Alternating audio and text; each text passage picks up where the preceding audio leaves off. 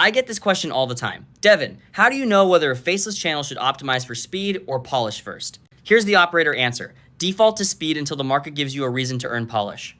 Early on, your biggest problem usually isn't that the videos are too ugly, it's that you don't yet know which topics, titles, hooks, and formats actually pull views and hold attention. Speed helps you learn that faster. But speed does not mean sloppy. You need what I call minimum viable polish. Clear audio, a strong first 15 seconds, readable visuals, no confusing edits, and a video that actually delivers the promise of the title. So use this decision rule. If you do not have a repeatable winner yet, optimize for speed. If viewers are clicking but dropping early, optimize for polish.